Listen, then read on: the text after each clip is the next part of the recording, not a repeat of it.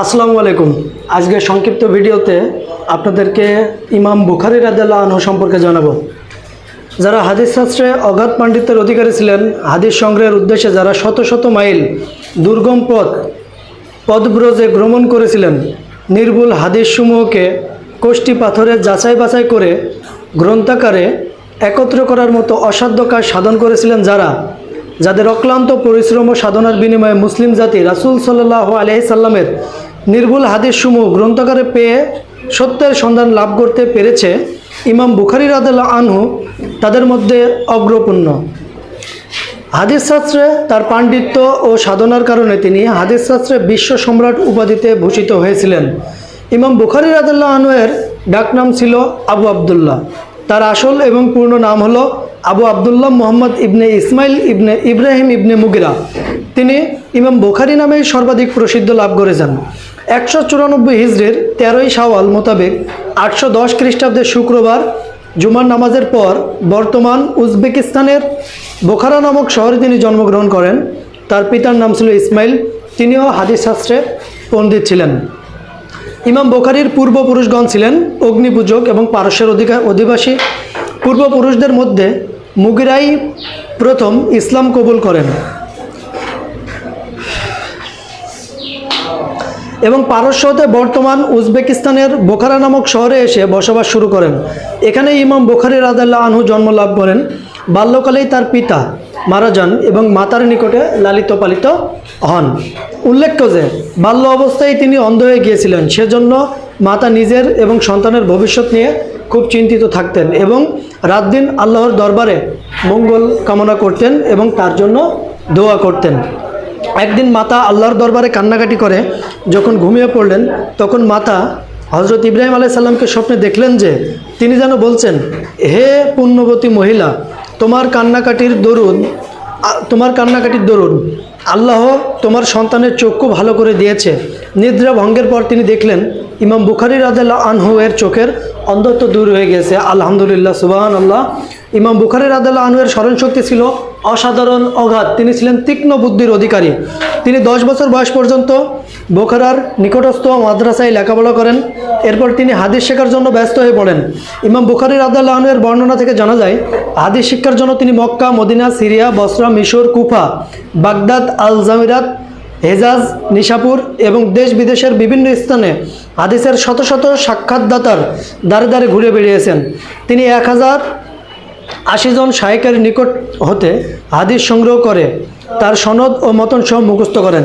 আল্লাহ পাক তাকে অসাধারণ মেধা ও স্মরণশক্তি দান করেছিলেন।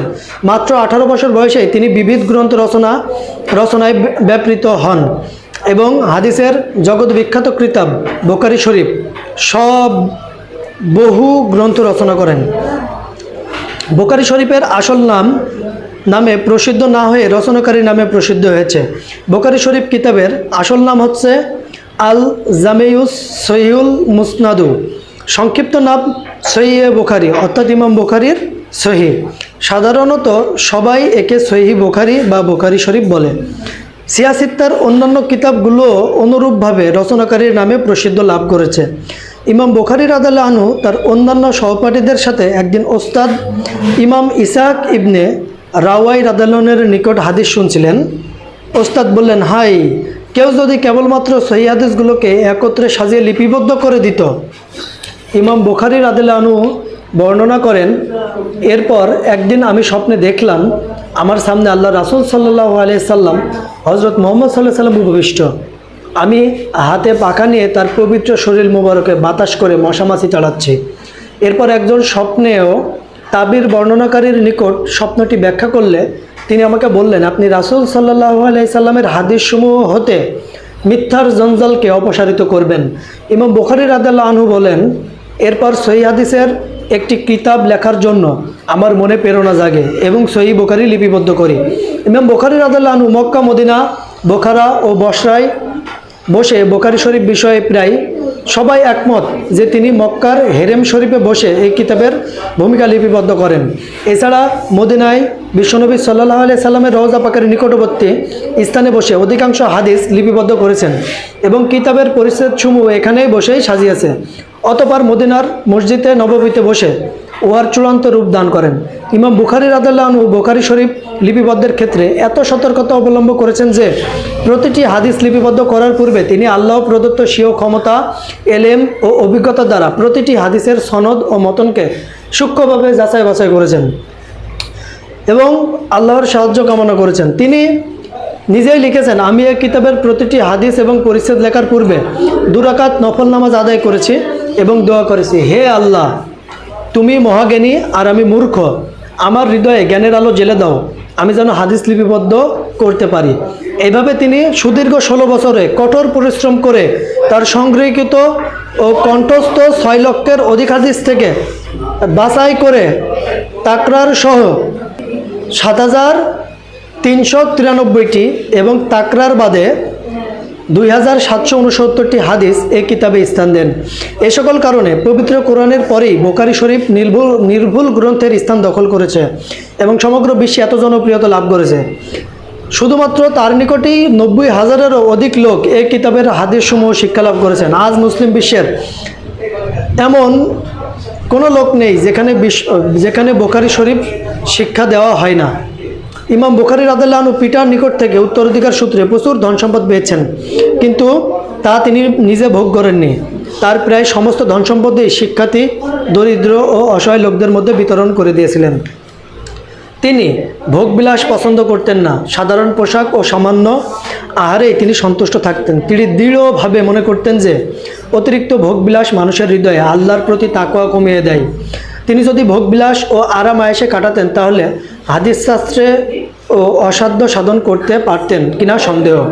ইমাম বুখারী রাদিয়াল্লাহু আনহুর অক্লান্ত পরিশ্রম, সাধনা ও অবদানের কারণে মুসলিম জাতি আজ বুখারী শরীফের মতো একটি বিশুদ্ধ হাদিস গ্রন্থ পেয়ে সত্যের সন্ধান লাভ করেছে। কথিত আছে, তিনি একাধারে 40 বছর পর্যন্ত রুটির সাথে কোনো তরকারি ব্যবহার করেননি। কোনো দিন তিনি মাত্র 3 থেকে 4টি বাদাম বা খেজুর খেয়ে কাটিয়েছেন। এমনকি হাদিস চর্চায় ও গবেষণায় তিনি এতই নিবৃত থাকতেন যে কোনো দিন খাওয়ার কথাই ভুলে যেতেন। হাদিস শাস্ত্রে অগাধ পাণ্ডিত্যের কারণেই তিনি হাদিস শাস্ত্রে বিশ্ব সম্রাট উপাধিতে ভূষিত হন। ইমাম বুখারী রাদিয়াল্লাহু আনহু এর জৈনিক ছাত্র বর্ণনা করেন, আমি একদা রাসূল সাল্লাল্লাহু আলাইহি সাল্লামকে স্বপ্নে দেখলাম।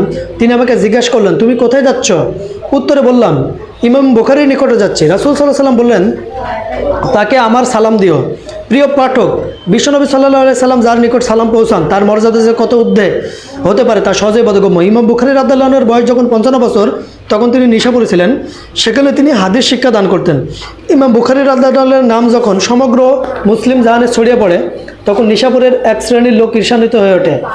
এতে তিনি নিশাপুরে ত্যাগ করে মাতৃভূমি বোখারায় চলে আসেন এবং লোকেদের হাদিস শিক্ষাদানে ব্যস্ত হয়ে পড়েন। পৃথিবীর ইতিহাসে লেখা যায়, এ ধরা পৃষ্ঠে যুগে যুগে যত মানুষের আগমন ঘটেছে তার প্রায় প্রত্যেকেই তৎকালীন জালেম সরকার ও স্বজাতি কর্তৃক নিপীড়িত ও নির্যাতিত হয়েছে। তারা হাজারো লাঞ্ছনা গঞ্জনার মধ্য দিয়ে জীবন অতিবাহিত করেছেন। এমনকি মাতৃভূমি ও নিজ বংশের লোকেরাও তাদেরকে যথাসাধ্য সম্মান দেননি। বিশ্বনবী হযরত মুহাম্মদ সাল্লাল্লাহু আলাইহি সাল্লাম নিজ বংশ কুরাইশদের বিরোধিতা ও অত্যাচারের কারণে নিজ মাতৃভূমি মক্কা থেকে মদিনায় হিজরত করেছিলেন।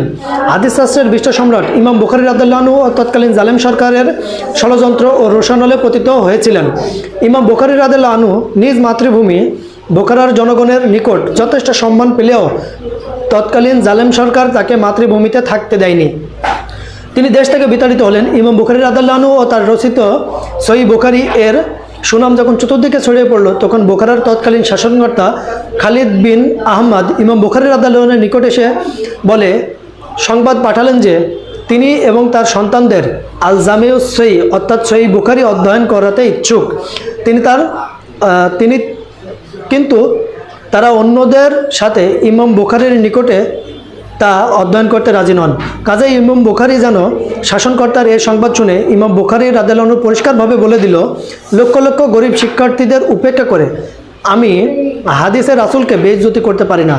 এ ইলম ধনী গরিব রাজা প্রজা বাদশাহ সকলের জন্য সমান।